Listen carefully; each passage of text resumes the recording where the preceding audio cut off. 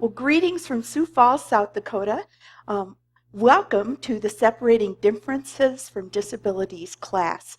Here in week 1, we are going to go over in class number 1 the introduction and chapter 1 of Dr. Collier's book, Separating Difference from Disability. As we look through this today and work, if you have any questions that aren't being answered or you really want to have answered, feel free to email me or jot them down and we'll discuss them when we start a discussion period at 4 o'clock. Now, why is separating a difference from a disability such a big issue with English language learners? It is because the Office of Civil Rights expects that there will be the same proportion of English language learners being served by special education as students in the regular population. The problem is, it is sometimes difficult to tell the difference, but it's also because some school districts have not had the funding, they've not had the wherewithal to be able to meet the needs of English learners, so they've used special ed funds and geared them towards special ed. But the problem is, Office of Civil Rights has been citing schools for that disproportionate amount of ELLs in there. So we have to look at a process to make that more equitable. The other problem is it is just hard sometimes to know why there's such a big learning gap in the students, and we're going to look more at that today. In 2004, the Reauthorization of the Individuals with Disabilities in Education Act made it so that people had to go away from the checklist mentality with special education. So in order to really be evaluated for special ed now, there needs to be a more involved process to really make sure the proper interventions are in place for our English language learners and that there's a more monitored process before a special ed evaluation is done. As we start this journey together, let's lay some foundational points. The most important concept to understand is that in South Dakota and North Dakota, we use the WIDA WAPT to screen our English language learners and place them in services, but we also use the WIDA Access Test once a year. Once a year, the students take this test to measure their growth in their English language development. Now let's look at what that means. A level 1 is a newcomer with 1 to 1,000 words of English, and that's usually survival English. That's words like toilet, things to meet basic needs. Then as you get all the way up to level 6, a level 6 is a student that's at grade level. They may have trouble writing a college entrance essay. They may need a little help with that. They may have trouble with a few English idioms. But other than that, they're basically an English speaker. They are at grade level. But it's also important for us to understand the difference in the kinds of English that develop. There are BICS and there's CALP. BICS, the basic interpersonal communication skills, is social English. It's social language, what you need for all the survival things, to go with your friends to the mall, to take a bus, to all the playground English that we need. CALP is academic English. That's what you need to know in school to be successful. That takes 5 to 7 years to develop. BICS just takes a couple years to develop. So that's important to understand the difference between social English and academic English, BICS and CALP.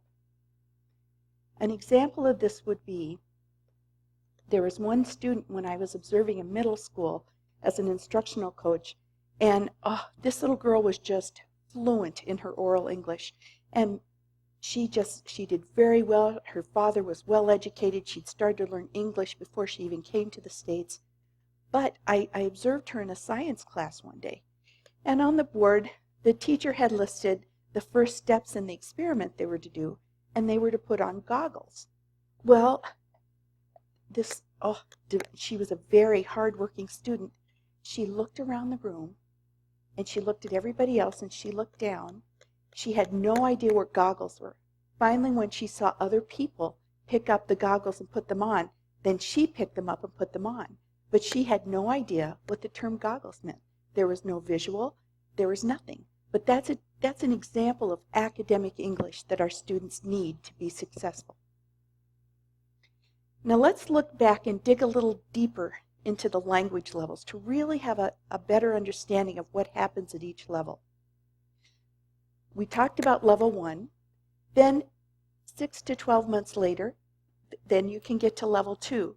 So right there, about 1,000 words of receptive English. In 2 to 3 years, they get to be a level 3. Now it's important to understand a level 3, they have about 7,000 words of English. But at that level 2, they're understanding more, but it's taking more for them to ask questions and formulate questions. There may be things they're not sure of, but they're still doing lots of listening. But they sound very fluent because of that social English that's pretty well established. Now think about that level 3, who in your classroom looks like they're really making great progress. Their parents are thinking, wow, their English is amazing. But they're up to 7,000 words of English. Now, note, an American child, a native-born American, has about 10,000 to 24,000 words of English when they start first grade and start to read.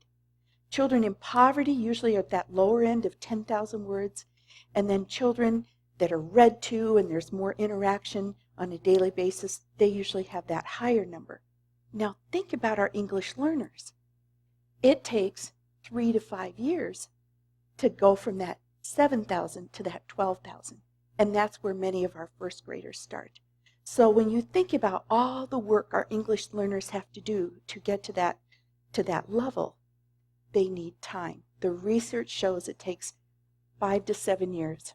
Now, once they get to a level 3, they're just a jump from that level 4 of 12,000 words, and then a level 5, our data shows in South Dakota, once they get to a level 5, that's where they can be proficient on our state tests. So once they get a level 5, they've got enough abstract language and abstract concepts. They can read that decontextualized text, and they can do well with that once they're a level 5. And then they've got the strategies, they've got all those things in place. They still need help with academic vocabulary, but they're well on their way to becoming a 6. Now, one of the problems we have in South Dakota is that we exit our ELL students once they reach a 4.1 in writing, a 4.5 in reading, and a 4.7 composite language, which then gives a lower percentage point for their speaking and listening, which usually develop faster. So imagine that. We're exiting them from support and services in the 4s, and they need to be a 5 to be proficient on state tests. And that's where here in South Dakota anyway, we see lots and lots of our students being referred for special ed once they've been exited from ELL services because they're not yet proficient on the state testing. Now, what do we do about this? Well, Dr. Catherine Collier has devoted her life to working with English language learners. She is uniquely qualified. She has her degrees and her specializations in special education, English learners, anthropology, and then has done a wealth of research. So her process is what we're talking about. It's been implemented all over the country in many different school districts. She has formed an organization. She has a website, and I worked with her in Wisconsin to implement this program out there in the school district I worked in. We've implemented it here in Sioux Falls, and we have her permission to work with you in West Fargo to implement it there as well. She has over 30 years of experience. She is wonderful. She will answer your emails, and will help you accommodate any of the things you need as we walk through this process together.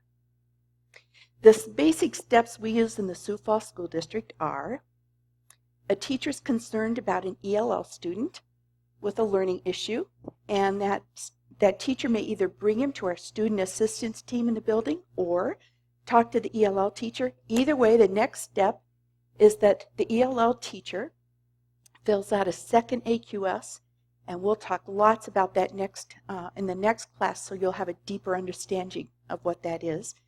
And then they determine, based on Dr. Collier's process, this research-based data and these statistics, if there is an indication of a disability or a possible acculturation gap that we can meet with other interventions.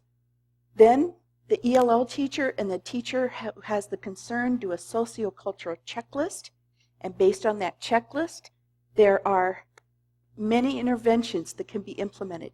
We will be talking about those in the classes to follow. What interventions to use for what areas of need and how to implement those. After 3 to 6 weeks of implementing those, then the ELL teacher fills out a prioritization documentation form, and then that is presented to the student assistance team. And on that form, it documents the interventions that have been used, the monitoring that was used, and if they're successful. If they're successful, then they are continued on, and there usually isn't a referral for special ed. If they've been successful, but the long-term implementation of those interventions is way too demanding for a classroom teacher to do on their own, then, or if they haven't been effective, that's when then they proceed with a special ed evaluation. Dr. Collier suggests an ELL intervention team prior to the student assistance team. We do not have the funding to make something like that happen, so everything happens here with just our student assistance team. Now I want you to stop where you are and stop the video and take a few minutes to talk. And what I want you to do is talk about what is the process that's in place in West Fargo. What happens now if you have a student that you're concerned about their learning gap? What do you do? What do you do at elementary, middle, and high school? Does that process look alike? Does it look different in every building? Does it look different at different levels? Take some time to talk about what that looks like. Then I want you to think about what questions you would like to have answered through this course about that process and how we can help you with that. Take a few minutes to talk. Okay, let's go on. The basis of Dr. Collier's research and all the documentation we do is the acculturation process. Now, I don't know where in all my education I missed this, but I had not heard of acculturation before I heard Dr. Collier speak. So I love her pyramid. It helps make it all make sense. The basics of being human are the things we're all born with. Most people have 5 senses. Most people have 2 ears, 2 eyes, a mouth, and a nose. So those are ways we're all alike. Acculturation on that next level is the way we learn to interpret the world through our caregivers. It's the language we speak. It's the food that smells good when we go home. It's everything that seems normal to us. It's how we're raised. It's how we grow up. Acculturation is the adaptation to a new culture. Now, just in layman's term, that would be marriage. You have people that are grown up in different houses with different kind of assumptions and different cultures, and then when you get married, you're learning, well, doesn't everybody do it this way? Oh no, we do it this way. That's acculturation, learning about each other. In the classroom, that happens with our children when here they come from a home where there's very little English spoken, and there are certain ways to do everything. There are certain rules, there are certain customs, and then they come to school, and the teacher has a whole different set of rules and a whole different way of doing things. So what happens then is the parents don't really understand that school world, and the teacher really doesn't understand that home world, so that child has an individual culture. In the literature, they call it a third culture kid. They have a unique understanding of the world because they understand what their parents know, they understand what the school knows, but they know that they are not alike. Now, her definition is the process of adaptation and integration into a new cultural environment. I think of acculturation as the chaos of moving. It's that craziness of when you go into a new community and you make different assumptions than those people make. When we first moved to Sioux Falls, I'll never forget, my neighbor asked us down and we went down. And then about a year later, she said, well, Marcia, when in Sioux Falls, when somebody asks you, then you're always supposed to say, and what can I bring? And I said, I am so sorry, because I just always took something, but I was supposed to ask, and what can I bring? In the community I grew up, that wasn't how we did it. And so in a new community, in a new place, I didn't know some of those unspoken rules. And that's very much that chaos of moving into a new environment. Now, everyone goes through acculturation when they move, everyone. Now, when we went to China, we had been well prepared, we had planned, we'd done everything we needed to do. We'd gotten trained by the same group that trains diplomats that move to different nations. But I had been so worried about my laundry. I am allergic to everything. So I had emailed Tide. I tried to find out if they had the same formula there. I still brought a box of Tide, even though Procter & Gamble assured me I would find Tide in China. But this is me. This process of buying a washing machine in China was just amazing to me. If you look, my son is saying, Mother, what's the big deal? I'm thinking these look like oversized bread makers, and they were indeed washing machines. So everybody goes through that thing of not knowing, how do I do these basic things? Now, we have lots of students from Eritrea here in Sioux Falls, and I think of some of them. This is from the Shimbala refugee camp over here, and then this is these kids that I take to soccer on Saturdays that are doing so great now. But think of the journey some of our kids have been through. If you want to look on YouTube at some of the refugee camps your students have come from or their families, it really helps you to understand the journey that they've been through and all the changes that have been made. Now, when we received training out in New York before we went to China to teach, this is what they showed us, and I thought it was great.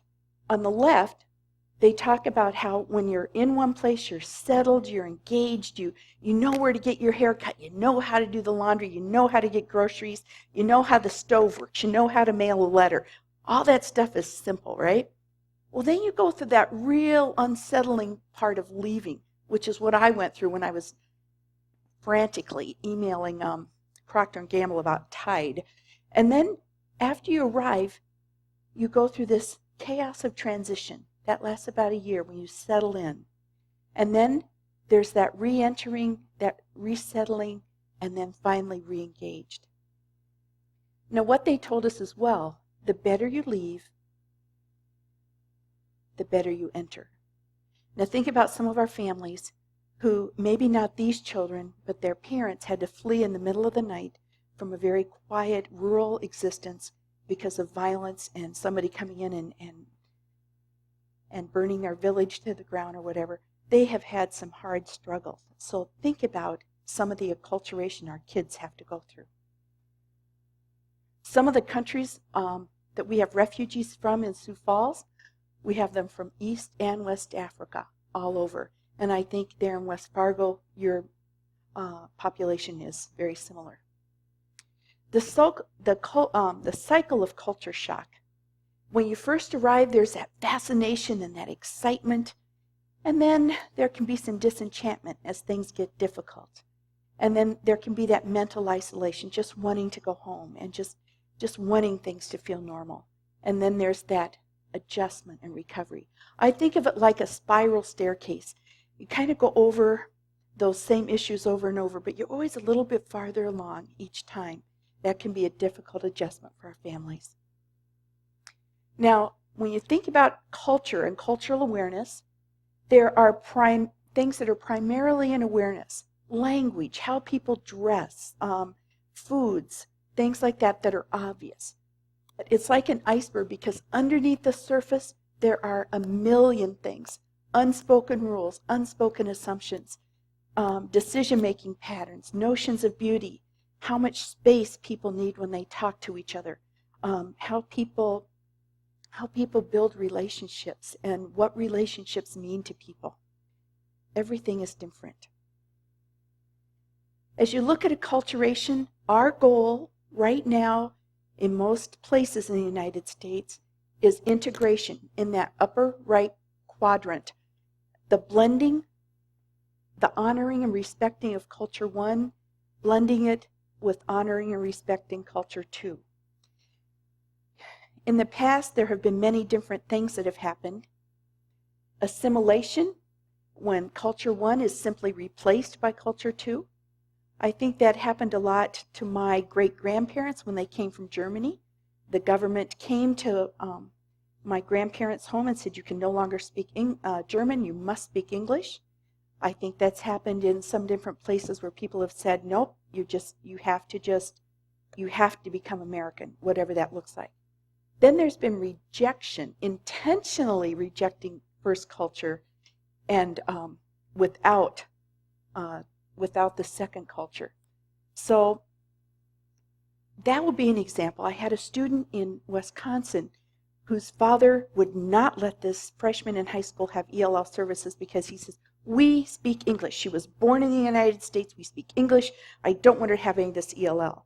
Well, she was failing. She was having a rough time. And so one of the things we did there, we started this cultural dance group. And it was so fun. Mothers made skirts, and we got blouses and we got all the things. And we started learning these cultural dances. They started trying to teach me salsa, but that was not quite so successful. But anyway, we started to do these cultural dances. And it was so amazing because at the first of the next school year then, we came out and all the kids performed for the faculty of the whole school district. And he came to watch. And he just got tears in his eyes as he watched the girls walk out and do such a beautiful job. And he just said, you value our culture. And I said, yes, we do.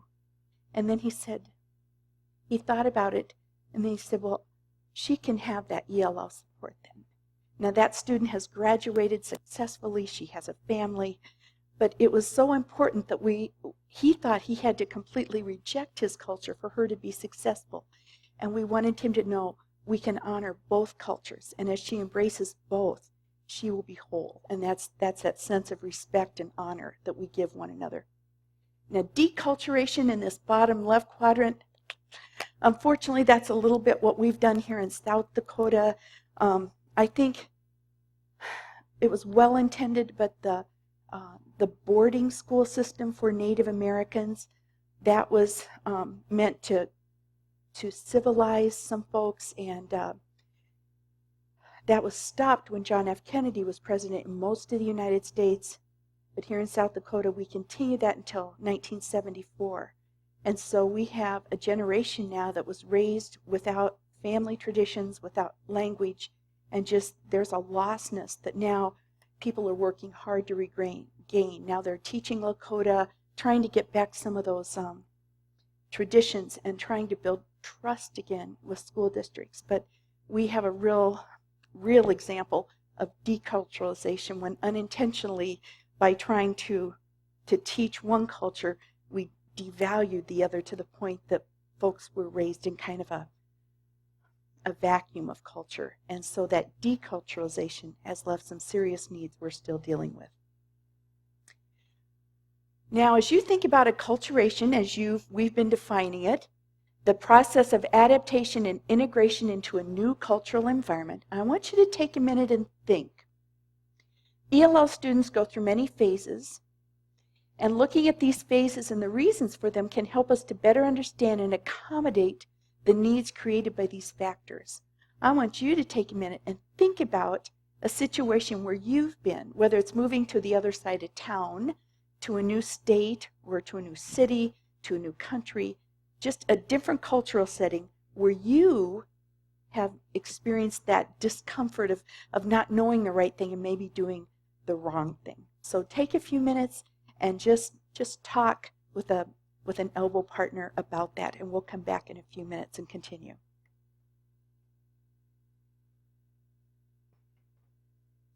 One of the challenges, I hope you shared some good experiences when you stopped there for a minute. I look forward to hearing some of those.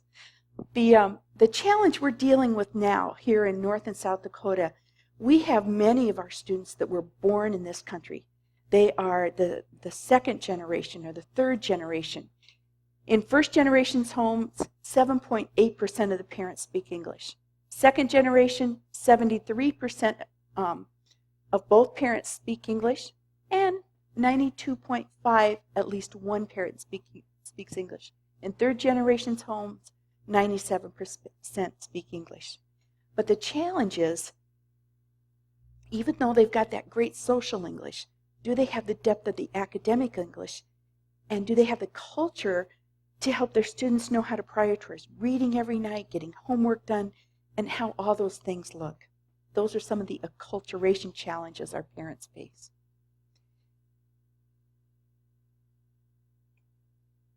One of the other problems we're having is that the parents are speaking their first language. They're trying to speak English, and the kids are in school so much, and the parents are working all these wild hours, the second and third shift, that sometimes the kids are just stopping. They're not speaking their first language. At one of the schools here in Sioux Falls, we had a 5th grade boy that had to interpret for his younger brother to his parents. And that should not be. We've got to make sure we encourage those children to speak at home so they have a depth of language in at least one language, in that home language. Now, some of the common side effects of acculturation, let's look at this. These are important to know because as we get into looking at interventions, we need to know what those things are. Heightened anxiety, confusion in locus of control, withdrawal, silence, unresponsiveness, response fatigue, code switching, distractibility, resistance to change, disorientation, and stress-related behaviors. Basically, different assumptions about how we live life and solve problems. Let's go back and let's dig a little deeper into what some of those are and what they look like. Heightened anxiety. Imagine you've come from a home where no English is spoken, and you're coming into a classroom where everything is new. You don't see anybody else that speaks your language. You don't know, you really don't understand what the teacher's saying. There aren't very many visuals on the board, there aren't lists, and she just keeps talking and talking and talking, and you have no idea what she's saying. Heightened anxiety. Confusion and locus of control. I think of locus of control as it relates to attachment theory. Attachment theory says, if when I'm an infant, I cry because I'm hungry or there's a problem, and you respond to me, then I know I have influence on the world. And then I know that my needs will be met. I develop an interior locus of control. I understand cause and effect. When this happens, this happens. When I cry because something's wrong, somebody answers me and it's okay. If, on the other hand, I cry, whether because I'm in a refugee camp or a poverty situation or whatever, I cry because I'm hungry and nobody answers me, and I cry and cry and cry, I can develop two responses to that. I can become avoidant and stop asking for what I need, or ambivalent, and I can just keep asking and asking and asking and crying and crying and yelling, and no matter what I do, even if you meet my need, I'm just programmed to think I'm invisible and powerless, and nothing I say will have an influence, so I just have to keep at it to have influence, because I don't really believe I ever will. I don't understand that when I do this, this happens, because that was disrupted in infancy.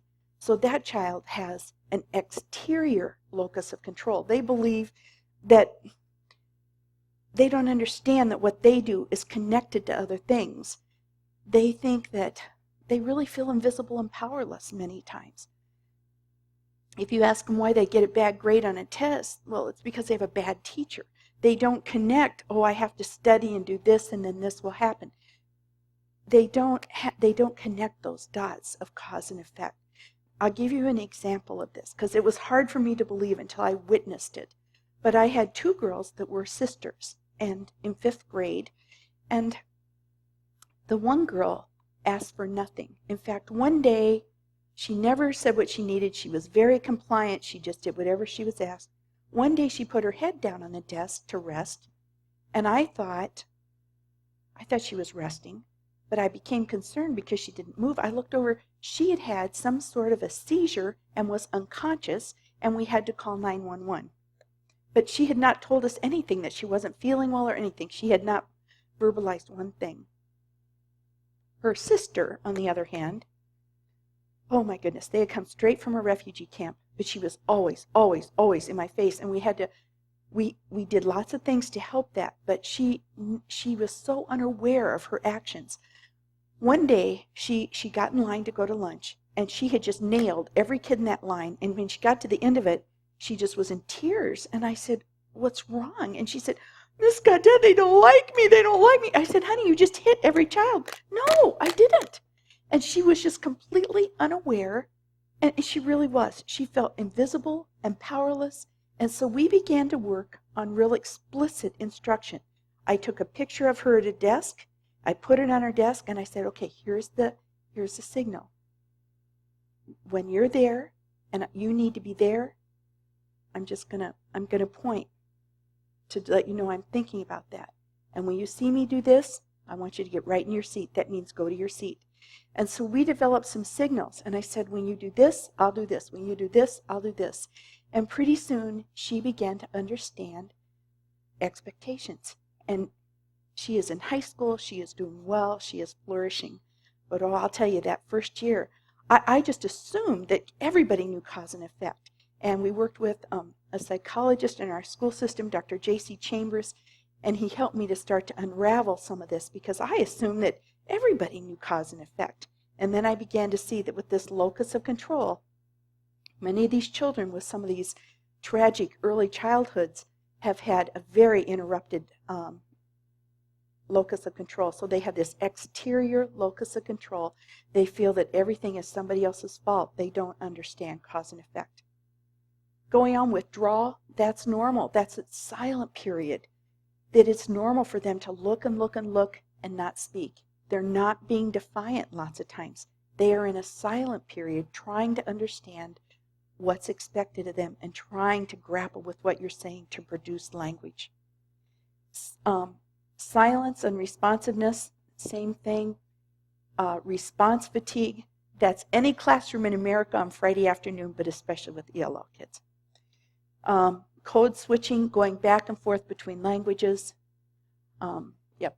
And then distractibility, resistance to change, disorientation, stress-related behaviors. And I think we could all give examples of those.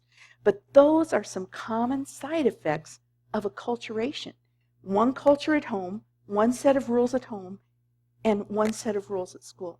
A lot of our families who came from cultures where there's been a whole different way of thinking about things have always relied on maybe, spanking a child or something like that. And when they come to America, they said, "Oh, you cannot touch your child or you will lose your children." And so a lot of our parents have not even known how to discipline their children. And so they've been at a loss as well. So they've got one set of rules at home and the parents aren't sure how to discipline. They come to school and the teachers are very clear and they think, "I don't get this." And helping them know the difference between rules at home, rules at school, and then helping the parents understand American culture for how we discipline. Have you ever had students like this one that we've been talking about some of these things? If you've had a student who had any of the things we've just talked about, I want you to talk about that with a partner and give examples of some of those things. I put this little guy's picture up here because when he came, he was from Somalia. So I put him by another boy from Somalia thinking, well, they can be friends and this will really help him and support him. What happened was he didn't talk for a whole quarter, for 9 weeks. And then after the little boy went on to the next class, he just opened up and became a different child. Well, finally, with home visits and talking to the parents, we found out the other little boy was upper class Somali and he was the lowest class Somali. He was Bantu. He spoke Mai. The other boy was not. And so we found out this other little boy that I sat him by had been intimidating him all quarter, and he hadn't said a word. And I just felt so foolish, but I did not understand that. And so here this little boy is not doing anything. He's just sitting there, and I don't know what's wrong. And here it was a culture thing. So think about some students you've had that their behavior just drives you crazy, and you don't know what it is, and talk it over with a partner right now. Give an example of a student and that behavior that they have, okay? Because they're going to look like that. Take a minute. Well, welcome back. I hope you've had a good time to talk about some of the students you've had and some of the perplexing situations. Acculturation can also be referred to as culture shock. These are normal side effects of acculturation. They are not indications of a disability. The appropriate intervention for these is to treat the impact of the culture shock and not a disability. Next week, we'll look more at the forms and the process for how we do this in class number 2. And we'll dig into how we set those forms in motion and how we begin to document these changes. So please read chapter 2 for the next class. Thank you.